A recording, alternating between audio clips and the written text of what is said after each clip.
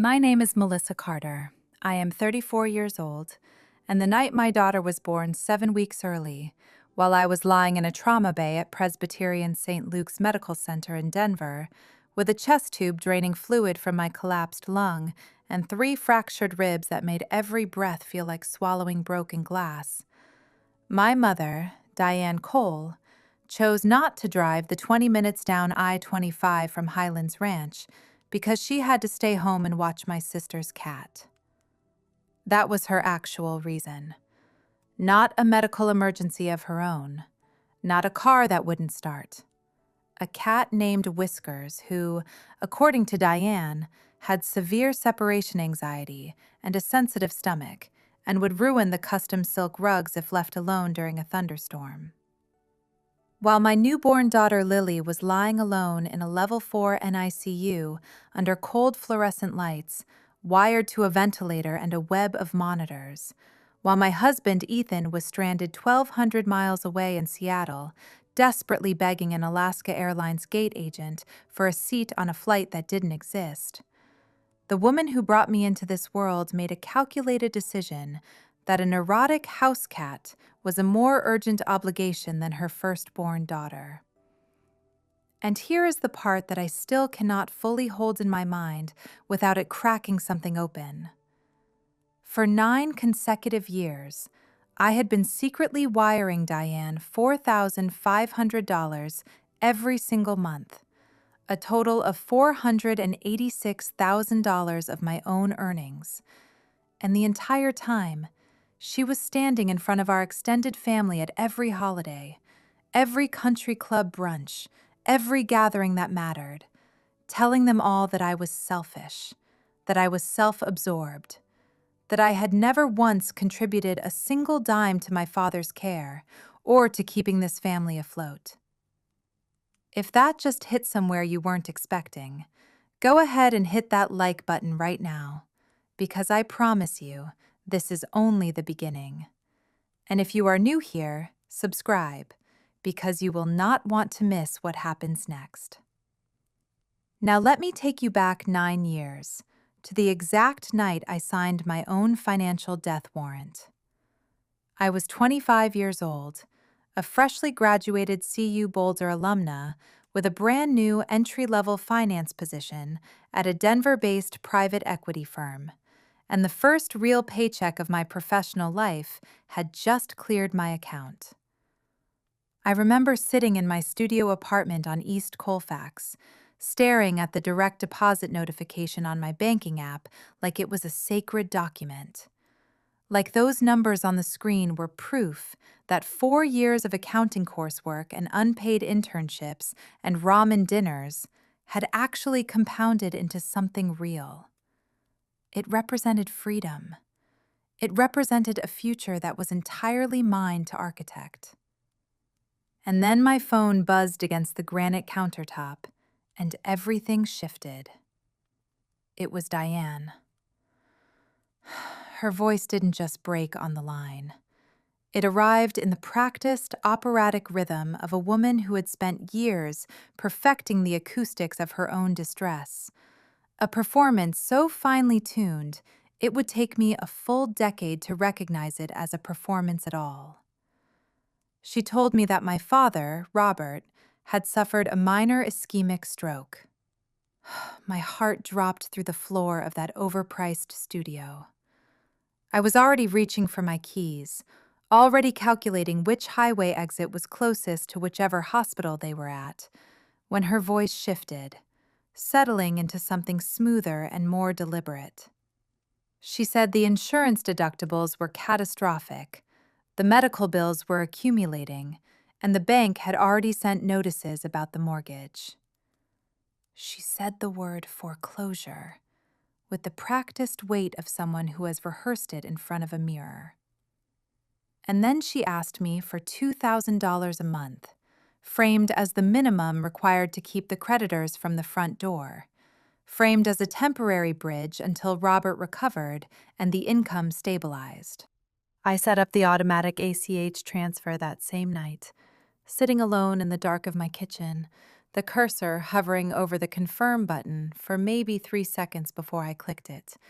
Because what kind of daughter doesn't help her family when her family is drowning?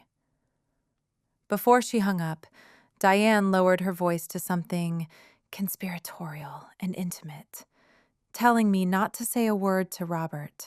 She said he would be humiliated, emasculated, if he knew his daughter was bailing him out. And she called it a sacred pact between the two of us. I agreed. Of course I agreed. I was 25 and I had been raised in the specific, suffocating grammar of guilt that Diane had spent my entire childhood building into the walls of our home. She never said thank you. Not that first night. Not once in the 9 years that followed.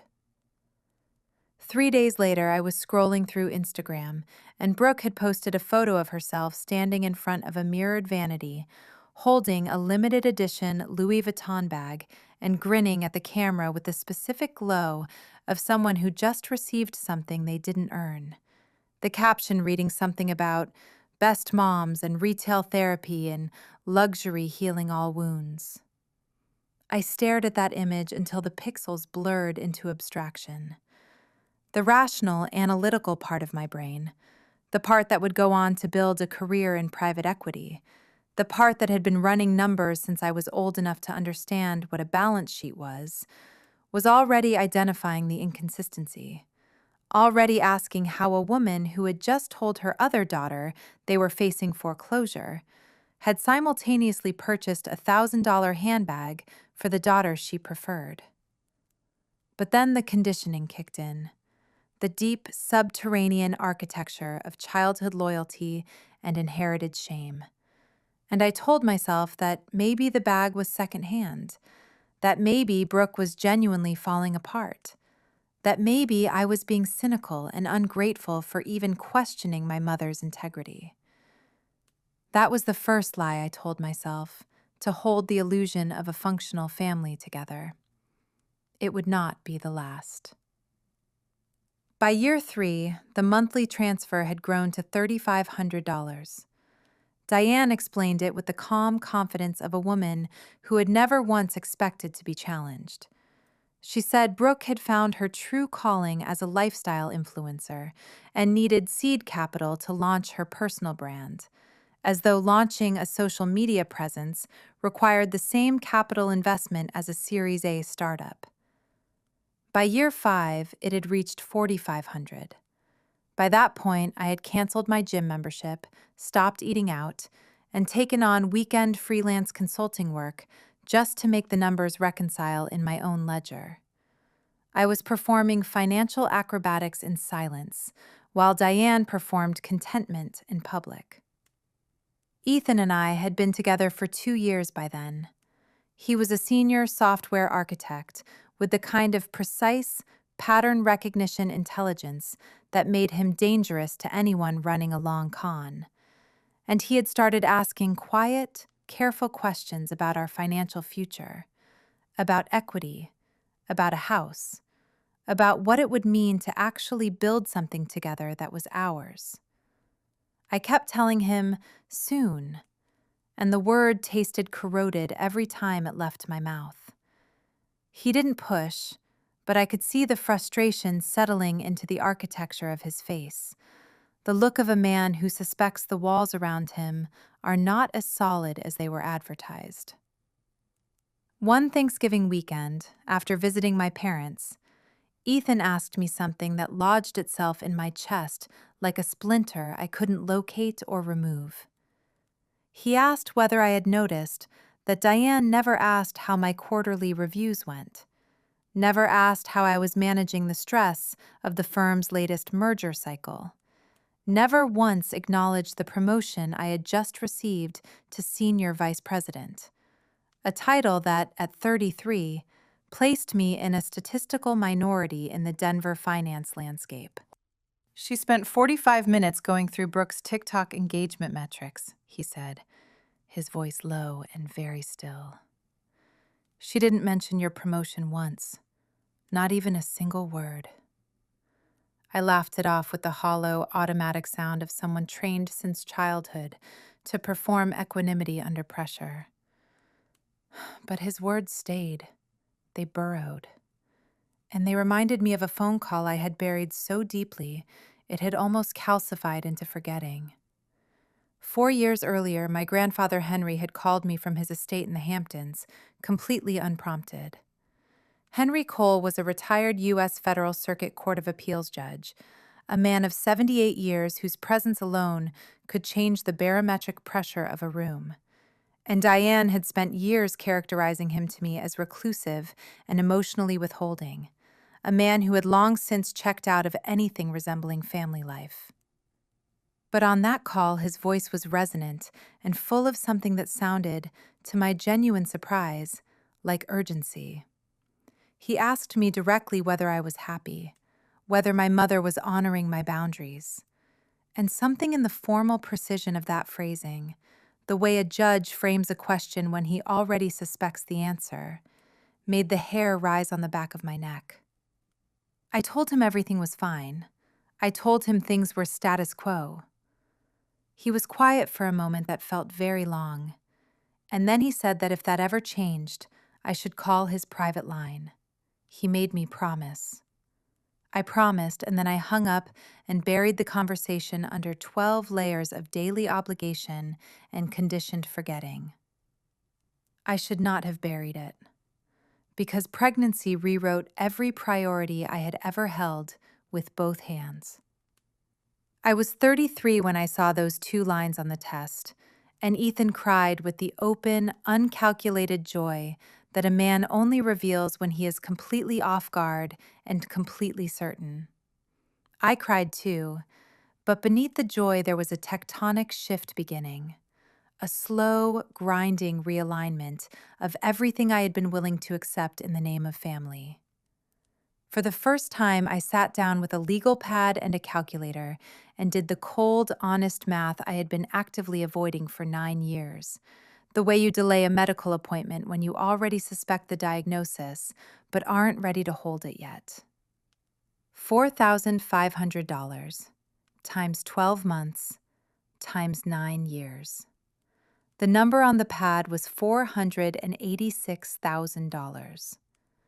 I held that number in front of me for a very long time. That was a college fund for the daughter growing inside me. That was the down payment on a 4-bedroom house in Cherry Hills. That was the quantified cost of 9 years of silence and conditioned guilt, written out in my own handwriting on a legal pad in the home I had been quietly subsidizing for nearly a decade. I called Diane and told her I was pregnant, and her response was not warmth.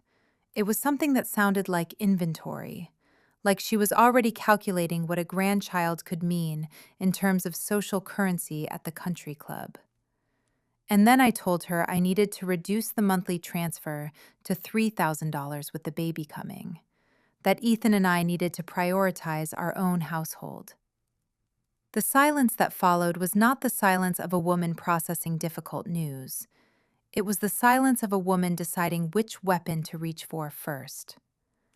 When she spoke again, her voice had shed every layer of warmth and become serrated and precise, demanding to know how I could do this after everything they had sacrificed, reminding me of Robert's medications and the property tax reassessment and all the invisible weight she carried every day that I apparently chose to ignore. I did not reduce the transfer. The guilt was a leash I was not yet ready to cut. But before I hung up, I heard Robert's voice somewhere in the background, distant and tired, and carrying the specific fatigue of someone who has been complicit in something wrong for so long that exhaustion has become indistinguishable from personality. He said something about letting me be, that I was starting my own family, and Diane shut him down with a single cold command and the line went dead. That moment, the sound of Robert trying and being silenced, should have told me everything. Instead, I filed it away under the same conditioned denial that had been protecting the lie for 9 years. That night, Sleep was a ghost I couldn't catch. 7 months pregnant, my ankles swollen and my lower back compressed under the weight of everything I was carrying. The baby, the secret, the $500,000 lie I had been living with every waking hour. I lay in the dark of our Scandi minimalist bedroom in our Denver home and did what every self-sabotaging daughter eventually does at 3 in the morning. I scrolled through Diane's social media, and there she was. Diane had posted on Facebook 3 days prior. She was not managing Robert's medication schedule or stretching a fixed income across an impossible set of bills. She was at the Broadmoor Resort in Colorado Springs, reclining in a plush white terry cloth robe with cucumber slices perfectly balanced over her eyes, the lighting professionally soft, the caption reading something about self-care Sundays and queens recharging their crowns. This was the same week she had called me, claiming that Robert's new cardiovascular regimen was bleeding them dry and that they were making impossible choices between his pills and the heating bill. I felt the bile rise. I wanted to confront her. I wanted to demand a line-item accounting of every dollar I had ever sent. Instead, I put the phone face down on the nightstand and lay in the dark, pressing the conditioned guilt down over the rage like a wet blanket over a fire. The way I had been doing for 9 years with the practiced efficiency of someone who has made this particular gesture so many times it no longer registers as a choice. Ethan found me at 3:15, the silent tears still tracking down my face in the screen glow. He went to his home office and returned with his laptop. He sat on the edge of the bed and opened a spreadsheet that looked like the forensic reconstruction of a financial crime scene, because that is exactly what it was. He had tracked everything. Every ACH transfer, every wire, every emergency Venmo payment, and cross-referenced my outgoing cash flow against Diane and Brooke's social media geotags with the methodical, unsentimental precision of a man who builds systems for a living. He pointed to a single cell at the bottom of the sheet. $486,000, he said, his voice not angry but surgically precise, the way a man speaks when he needs the data to land without distortion. In the Denver market, that is a 20% down payment on a 4-bedroom colonial in Cherry Hills with enough left over to put a Tesla in the driveway. It is 2 decades of maxed 401k contributions. It is Lily's entire Ivy League tuition fund, evaporated so your mother can maintain the fiction of being a Newport socialite in a landlocked state. I started to reach for the programmed defenses I had been carrying since childhood, the reflexive justifications that had served the lie for 9 years, and Ethan gently, quietly closed the laptop. "I am not telling you what to do," he said. "But I need you to ask yourself one honest question before our daughter arrives in this world. What are we teaching her before she's even born? That her mother exists to be a high-limit ATM for people who will never, under any circumstance, choose her back?" The silence that followed was the loudest thing in the room. And then he asked the question that broke something loose inside me. What if you stopped?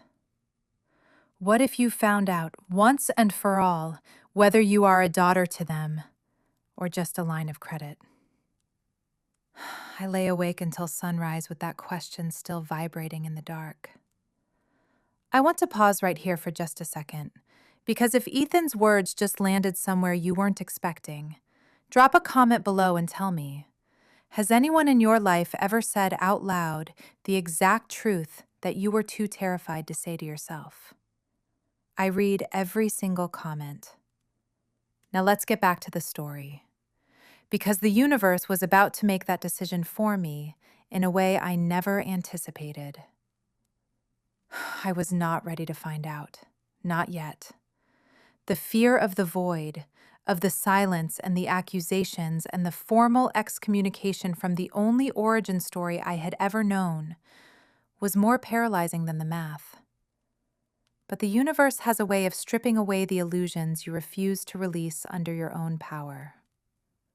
2 months later, the reckoning arrived not in the form of a spreadsheet or a conversation or a quiet 3 a.m. confrontation, but in the form of a Ford F-150 running a red light at 50 miles per hour on a rain-slicked Denver intersection.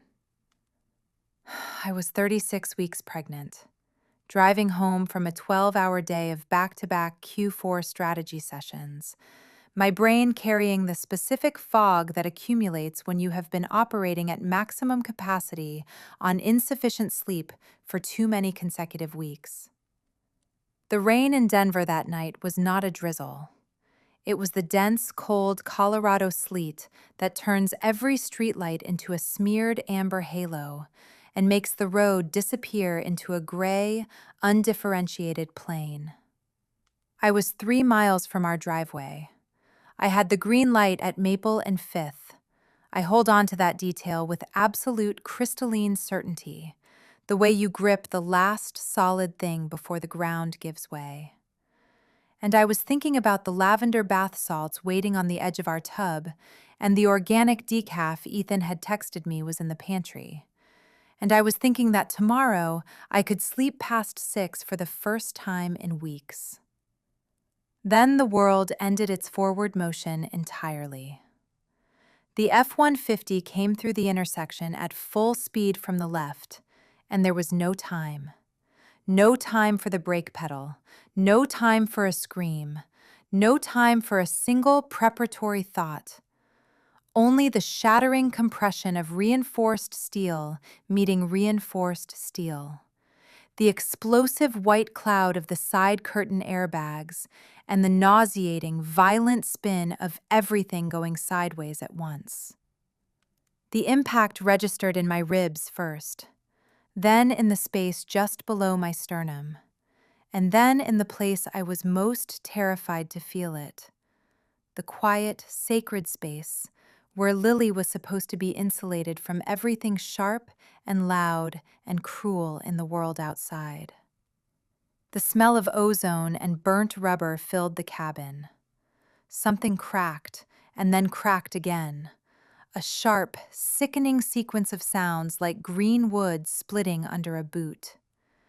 Every attempt to draw air into my lungs was met with a white-hot fire in my chest. Through the shattered spider web of my windshield, I could make out the distant wail of a Denver Fire Department engine resolving out of the sleet, growing closer. My hand found my belly through the wreckage. Still there, still round.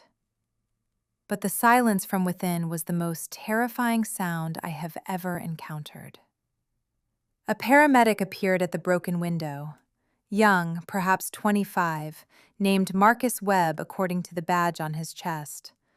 And his eyes held the specific, controlled fear of someone who has been extensively trained to manage emergencies, but has just encountered one that is testing the upper limit of all that training. The last coherent thought I had before the darkness closed over me was not about myself. It was a single, wordless prayer directed at the small life inside me, in the language that exists below language. Please, please let her breathe. I would not wake up for 14 hours. And when I did, I would finally see the unfiltered, unedited footage of what my family was actually made of. Ethan was in Seattle, sitting in a dim room at the Edgewater Hotel with the gray, choppy waters of Elliott Bay visible through the window, reviewing a Python script for a morning VC presentation, when his phone vibrated against the desk and the caller ID read, Denver General Hospital. The doctor's voice was clinical and careful. She told him I was in emergency surgery with a collapsed lung, 3 fractured ribs, and significant internal hemorrhaging, and that they had performed an emergency C-section and the baby, Lily, was in the level 4 NICU. Ethan doesn't remember packing his bag. He remembers shards of the journey, the neon blur of SeaTac signage, the dry metallic taste of adrenaline in the back of his throat, the sound of his own voice breaking in the middle of a crowded concourse as he begged an Alaska Airlines gate agent for a seat on a flight that didn't yet exist. He was 1,200 miles away. His wife was unconscious in a surgical suite. His daughter had just entered the world 7 weeks too early. He did the only thing a man pushed to the extreme edge of his own reason could do. He called my mother. Diane lived in a gated community in Highlands Ranch, exactly 20 minutes from Denver General down I-25. 20 minutes in a car she owned, free and clear. The phone rang 4 times, which was the deliberate, performative delay Diane always used to signal that her time was in demand. When she answered, her voice was airy and infused with the specific artificial cheer of a woman mid-celebration who is mildly annoyed at the interruption. Ethan told her I had been in a horrific accident, that I was in surgery, that Lily had been born premature and was likely on a ventilator, and that he was 6 hours away and needed her to get to the hospital, to be the one person at Lily's bedside so that his daughter would not be alone in the NICU in the middle of a weeknight. There was a pause, and in the background of that pause, Ethan heard it, the unmistakable electronic cascade of the Ameristar Casino slot machines, the rhythmic clacking of chips on a felt table, the muffled announcement of a high-stakes poker tournament getting underway in the main room. Diane had not been sitting quietly at home, worried. She had been 30 miles in the other direction, at the high-limit tables, and she had answered the phone from the casino floor. "Tonight?" That was all she said. In 2 syllables, Diane communicated more clearly than she had in 34 years of motherhood. Her daughter's survival was an inconvenience she was being asked to factor into her evening plans. When Ethan confirmed yes, tonight, now, she explained with the measured patience of someone walking a slow child through an obvious concept that Brooke was on a Caribbean cruise and she had promised to watch Brooke's cat, and that the animal's sensitive stomach and anxiety issues meant it could not be left alone during a thunderstorm, without consequences to the custom silk rugs, and that, frankly, in her considered opinion, I had always been prone to these dramatic health events, and she was confident the medical team was catastrophizing for liability and insurance purposes, and she would check in tomorrow once the theatrics had settled. She told Ethan this was his legal and financial responsibility, not hers. She told him not to ruin her night. And then she hung up. Ethan stood in the middle of the SeaTac terminal, surrounded by strangers arguing about Wi-Fi speeds and overpriced gate food, and felt the floor of his world simply disappear beneath his feet. Then he did something he had held back from for a decade, out of a loyalty he had extended to a version of my family that had never actually existed. He unlocked his phone, found a contact he had quietly saved in an encrypted folder months earlier, just in case, and pressed call. The name on the screen was Henry Cole, retired Federal Circuit Court of Appeals judge, the man Diane had been describing to me for years as senile, bitter, and emotionally unreachable. Henry answered on the second ring. At 78 years old, his voice was as sharp as it had ever been. "If your jaw just dropped, and I have a feeling it did, go ahead and hit that subscribe button right now, because you do not want to miss a single second of what happens next. Now let's get back to where I was.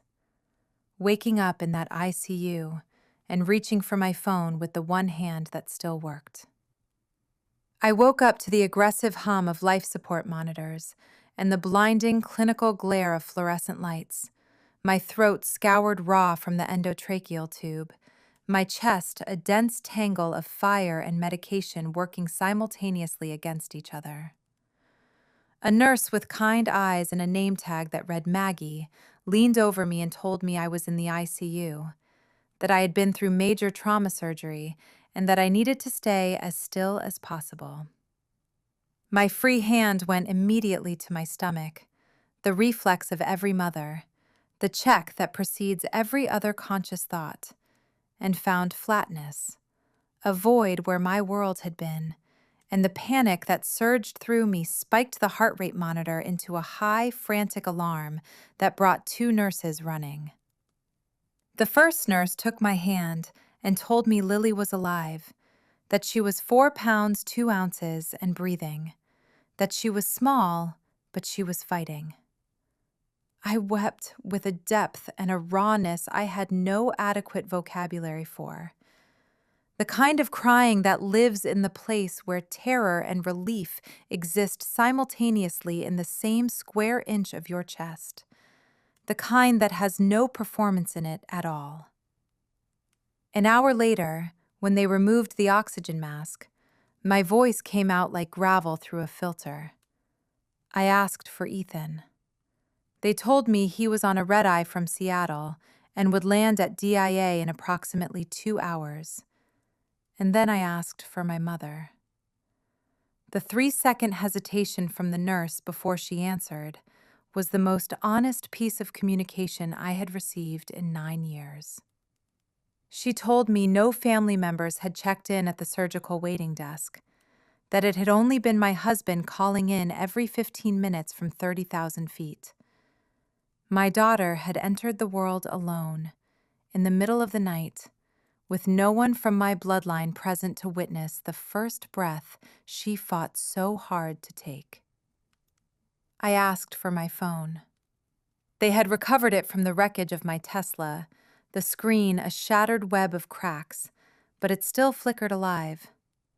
No missed calls from Diane, no text from Brooke. Nothing. Only the cold, perfect absence of the people whose numbers had occupied the top of my contact list for 9 years. And then Brooke's Instagram loaded at the top of the notification stack. A high-definition selfie on the teak deck of a luxury liner, Gucci sunglasses, a frozen daiquiri, a smirk of someone who owned the horizon, captioned with something about main character energy and Caribbean therapy. I set the phone down on the stainless steel bedside table, and the sound the shattered screen made against the metal was small and precise, like a gavel coming down. I told the attending physician I needed a private night nurse for Lily, someone to stay in the NICU every hour until Ethan could take over. Someone whose sole function was to make sure my daughter was never alone in that room for a single moment. They connected me with a high-end medical advocacy agency, and 40 minutes later, a woman walked into my suite wearing navy scrubs that smelled faintly of expensive espresso and downy fabric softener, carrying herself with the quiet, assured competence of someone trusted daily in the most fragile rooms a hospital contains. She introduced herself as Sandra Mills. She picked up my chart, scanned it, and then stopped. And the way she said my last name carried a weight that did not belong to a first meeting. She looked at me with a careful, searching expression. "I used to work for a man who talked about you constantly," she said.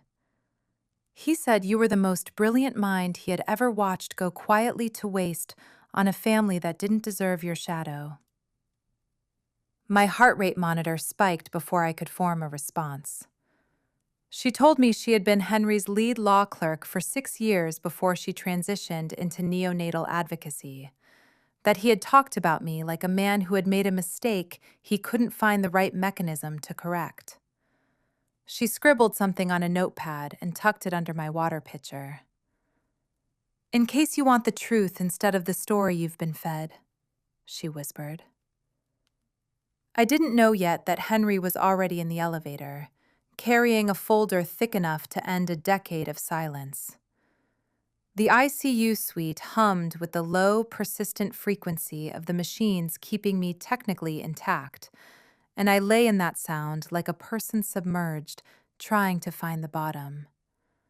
With my free hand, the one not tethered to an IV line, I unlocked my Chase Private Client app, the facial recognition stuttering in the low light before the transaction history loaded on the cracked screen. 9 years of transfers, automatic and relentless and formatted with the clinical indifference of a recurring utility payment. $4,500 every single month, without exception, without a single thank you in the memo line or a single corresponding I love you in my archived message threads to match those dates. Just a 9-year hemorrhage of capital into a void that had never once signaled satiation. Diane's voice ran on loop in the back of my mind. This is what loyal daughters do, Melissa. This is how we protect the legacy. This is the social contract of family. And I lay there with a chest tube in my side and a morphine drip in my arm and a daughter fighting for air 2 floors above me. And I finally asked the question I had spent 9 years building an entire life to avoid. What do mothers do? What do mothers do when their firstborn is bleeding out on a surgical table in a level 1 trauma center? They show up. That is the fundamental, inarguable social contract. They show up. I tapped the screen with 3 deliberate movements. Cancel recurring transfer. Confirm. Final authorization. 9 years of financial servitude ended in 3 haptic vibrations against the palm of my hand. For the first time in nearly a decade, the loosening in my chest had nothing to do with the morphine. 3 hours later, the door opened and Henry walked in. Even at 78, he possessed the kind of presence that changes the air in a room. The posture of a man who had spent 40 years commanding the full attention of a federal courtroom without ever raising his voice. The silver hair cropped with military precision, the eyes a sharp, judicial blue that registered everything and concealed nothing. When he saw me in that bed, something in his face broke, and it was the first time I had ever seen Henry Cole look like an old man. His voice cracked on my name. My brave girl. I came the second I could clear the flight path from Aspen. And I wept, the raw, unfiltered kind of weeping that comes when you have been holding something for so long and so tightly that the moment a safe person walks through the door, everything releases at once. All of it. The whole 9 years of it. He crossed the room in 3 strides, took my hand, and he smelled of cedar wood and old law books. And he said quietly, with the finality of a verdict being handed down, "The defense rests, Melissa. You don't have to carry them anymore." I hadn't seen him in 4 years, and at every holiday where he might have appeared, Diane had a curated reason for his absence. He was overseeing a foundation project. He found the Denver altitude difficult this season. He had become reclusive in his later years. And simultaneously, I later learned, she had been telling Henry that I was too consumed by my career and my C-suite ambitions to bother with an old man's final years. She had been tending 2 separate lies for 4 years, keeping 2 people who loved each other at a careful, cultivated distance, so that neither of them could ever compare notes.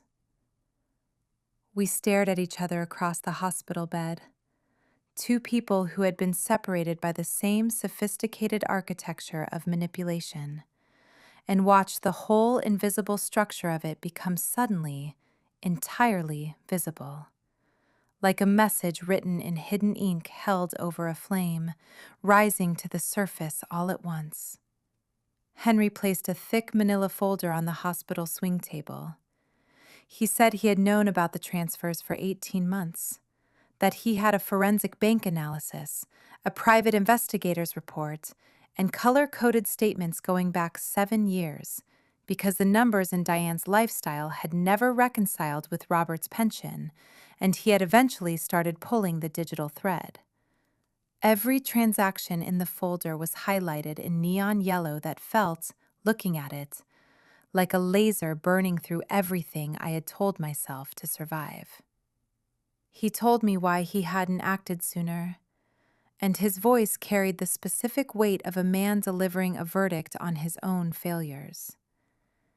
He said he had made the same mistake with my grandmother, had seen the pathological patterns and stayed silent, believing that the inherent goodness of parenthood would eventually correct its own failures if given sufficient rope. Instead, he said, his jaw set into a hard, uncompromising line, she used that rope to strangle your financial future for 9 years, and I will not make the same mistake of silence twice. He pulled out a printed email chain from 3 years prior and laid it on top of the folder. 3 years ago, Diane had approached Henry requesting a restructure of his estate plan, arguing that I already had a high-earning husband and a successful career and had no practical need for an inheritance, and that the trust should bypass me entirely in favor of Brooke. This request was made at the precise moment I was pulling 80-hour weeks, skipping vacations, and canceling every personal expense I had in order to fund the lifestyle Diane was simultaneously presenting to Henry as a life of dignified but difficult restraint. But tonight, Melissa, Henry said, his voice dropping to something quiet and absolute. Tonight, she showed me the floor of her soul, and it is empty. If this story is landing somewhere real for you right now, take 5 seconds and share it with someone who needs to hear it, and leave a like while you are at it. You would be surprised how many people are carrying this exact weight in complete silence.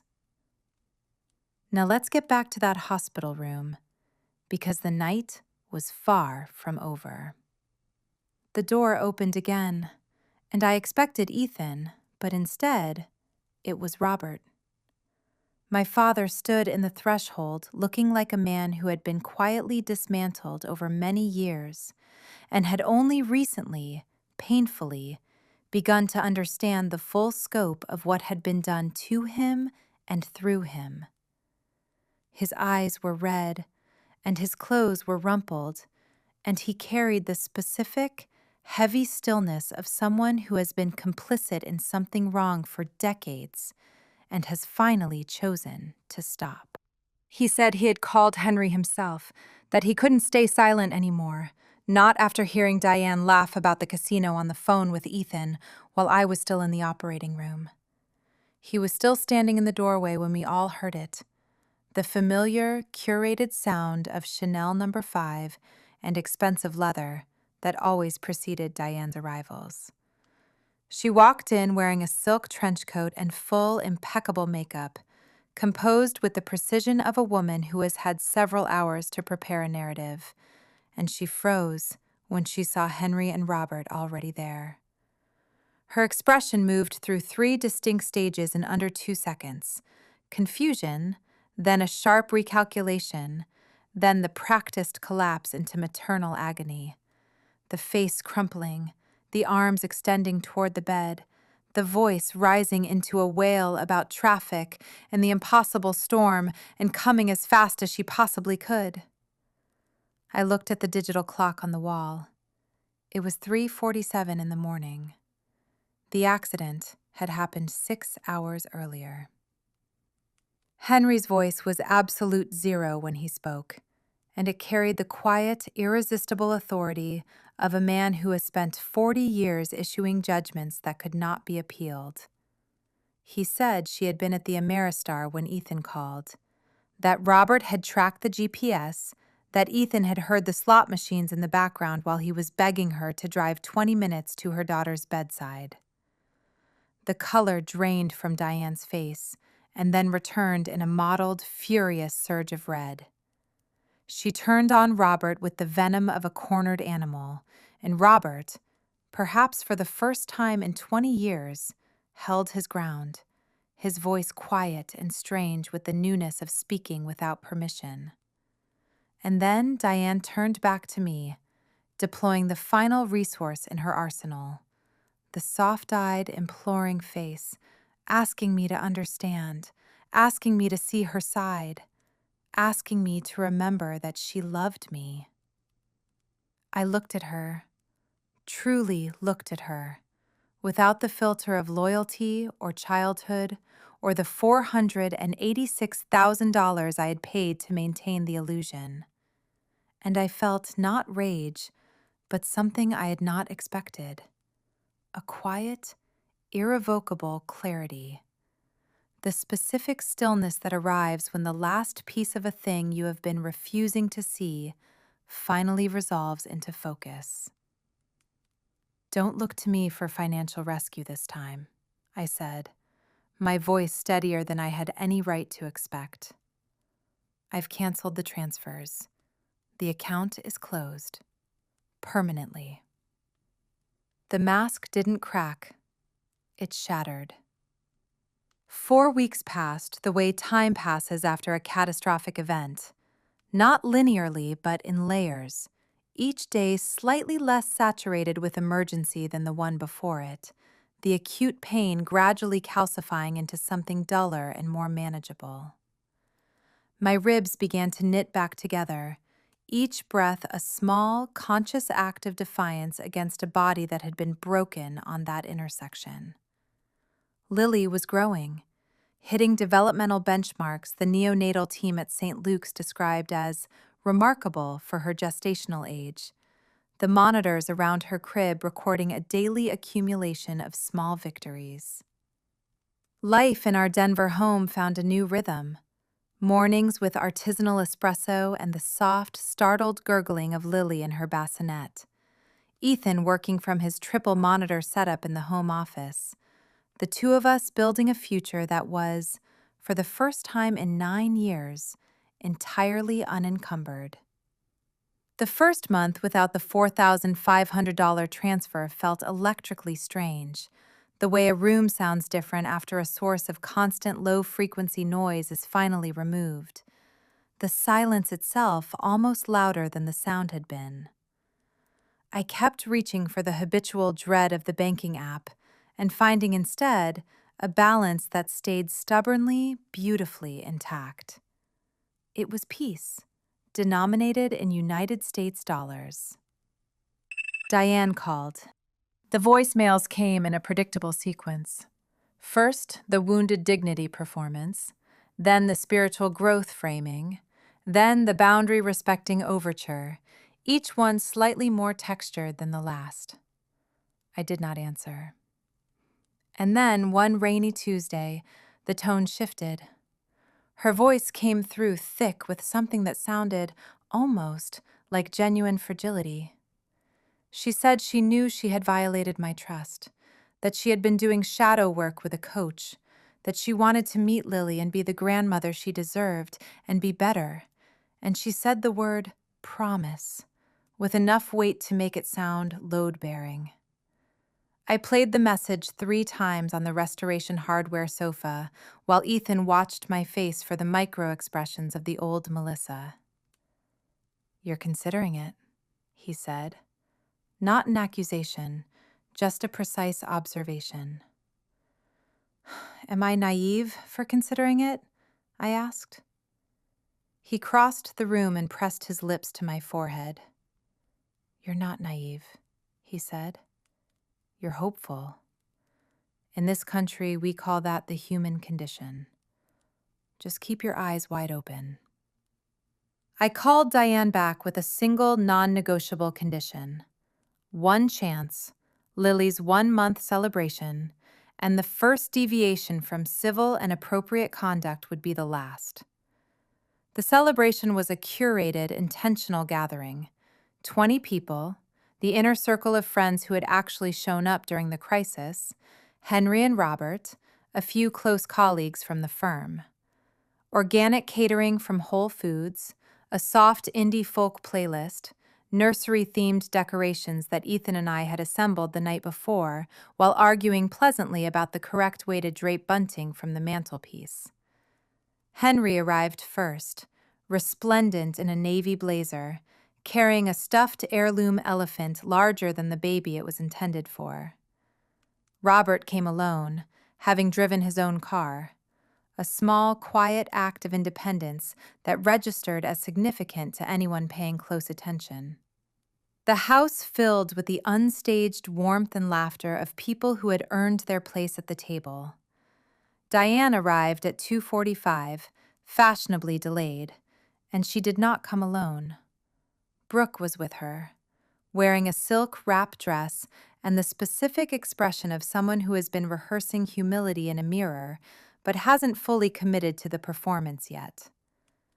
Diane made her rounds with the practiced fluency of a woman who has never had to break character, hugging colleagues she barely knew, exclaiming over the decor, inhabiting the role of the silver-haired matriarch with the ease of someone who has been performing it for 20 years. But I watched her eyes. They tracked Henry every 3 minutes with the precise, calculating attention of a chess player monitoring the piece that decides the outcome of the entire game. 30 minutes in, I slipped into the kitchen to retrieve cocktail napkins and found Brooke already there, hunched over her phone, unaware I was behind the open refrigerator door. Diane stepped in a moment later, and in the quiet of the kitchen, 12 feet from the social performance still ongoing in the living room, her voice dropped into the register she used when she believed no one was listening, a low, hissing precision that stripped away every layer of the maternal warmth she had been projecting all afternoon. She told Brooke to corner Henry before the party ended, that she could not sustain her current financial reality without access to the intergenerational wealth, and that she needed Brooke to create the opening she required to work the conversation before the evening was over. Brooke said Henry was being an iceberg. Diane said to trust the process, that the destitute grandmother angle was still viable if deployed correctly and at the right moment. I stood behind the refrigerator door with the cold air drifting against my face, and felt the last residue of any ambivalence I had been carrying simply dissolve. The second chance, the tears, the shadow work, the promise, all of it had been tactical preparation for this exact moment, a strategic maneuver in a longer campaign. I walked back into the living room, carrying the napkins, and a clarity so complete it was almost serene.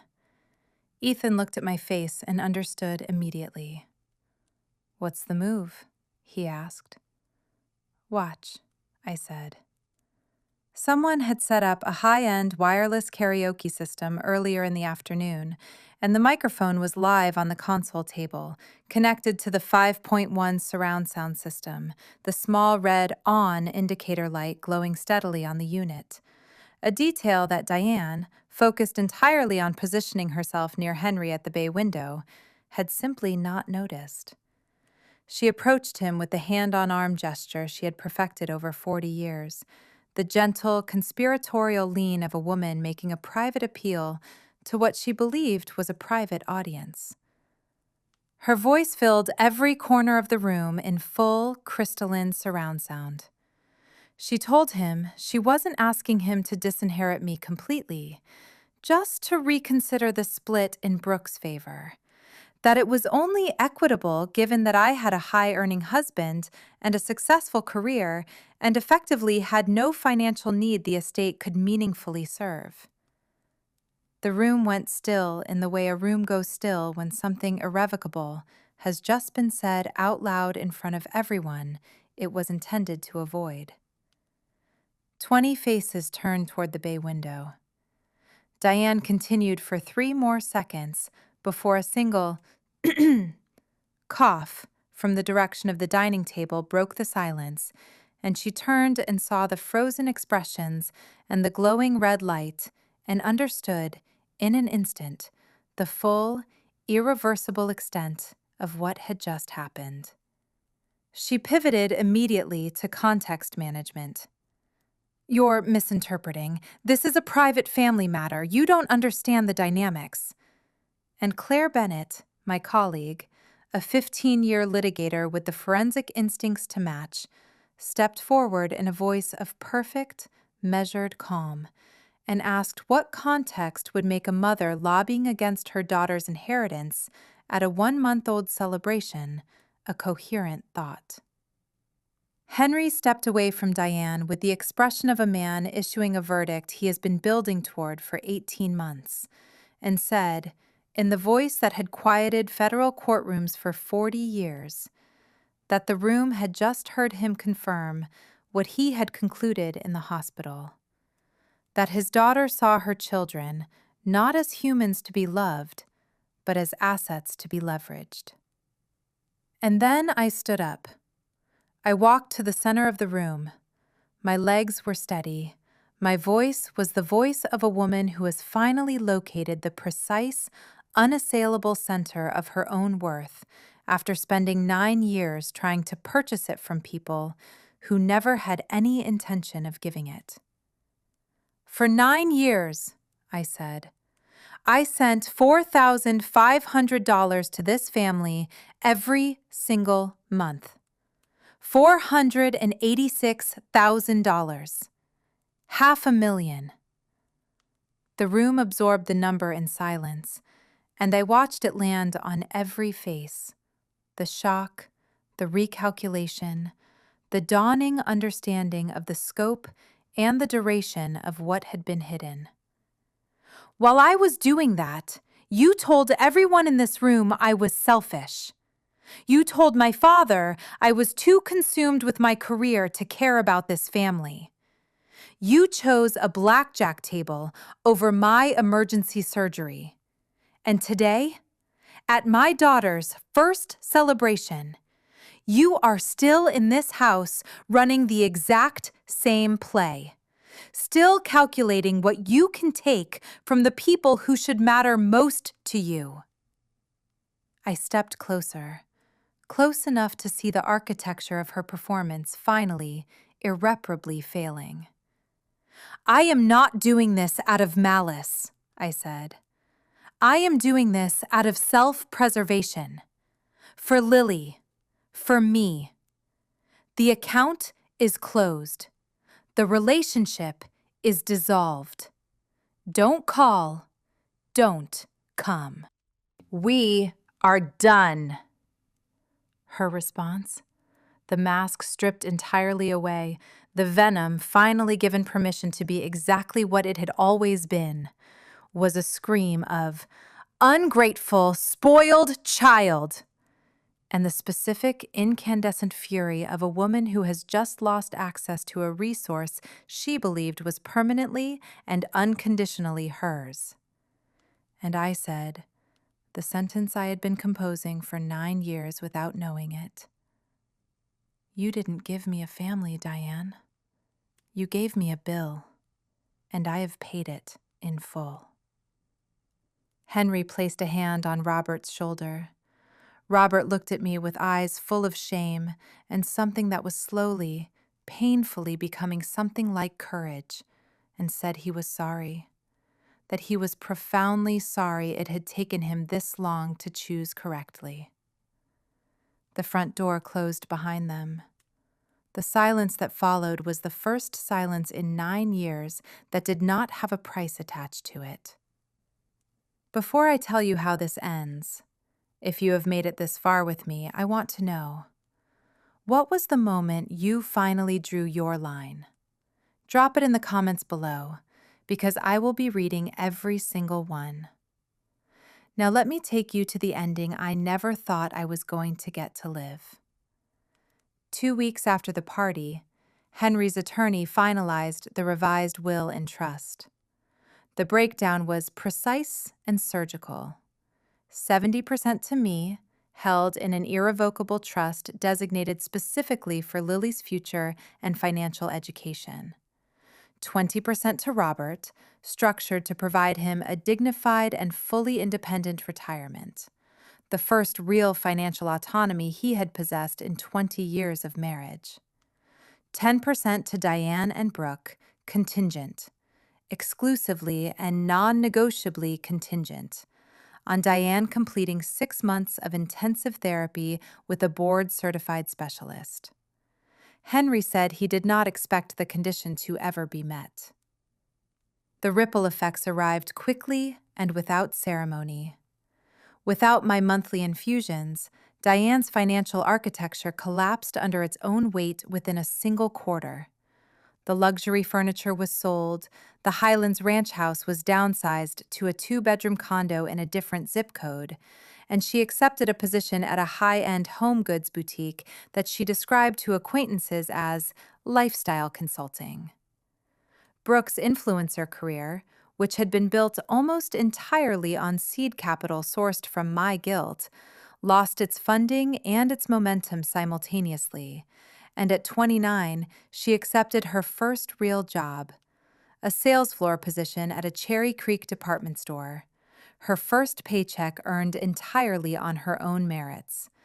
And I felt not satisfaction at this, but a quiet, weary sadness for all the years of genuine potential she had been allowed to waste on performance. And my bank account, the one that had been hemorrhaging $4,500 every 30 days for 9 straight years, grew by $54,000 in the first year alone. 3 months later, Lily is in her crib at the mobile above her head with the whole-body, unguarded laughter of a baby who does not yet know that the world can be difficult, who knows only that it is full of color and sound and the faces of people who think she is the most extraordinary thing they have ever encountered. Henry is in the rocking chair beside her, reading aloud about counting and foundations and the value of solid structures, his voice carrying the cadence of a man who is making up for lost time with an awareness of exactly how precious that time is. Ethan is in the kitchen, and the house smells of dinner cooking, and the evening light comes through the west-facing windows in the particular amber way that makes everything feel, for a suspended moment, like the visual memory you reach for when you need to remind yourself what you are protecting and why. I watch the 3 of them and feel a wound I didn't even know I was carrying finally, quietly, begin to close. Last week I was putting Lily down for the night, and she grabbed my finger with a surprising, determined grip of a child who has already learned that holding on matters. And I made her a promise in the quiet of the nursery. The kind you make when you mean it to be structural, to be part of the load-bearing architecture of how a person is raised. I will never make you pay for the space you occupy in this world. You are enough. You have always been enough. Family is not a bloodline, and it is not a shared surname, and it is not the automatic default claim of people who were present at your origin. Family is who shows up in the rain. Family is who stays in the waiting room when there is nothing left to take. Family is who chooses you, deliberately, every single time. I finally found mine. And it was worth every cent I lost to get here. Thank you for listening. I will see you in the next one.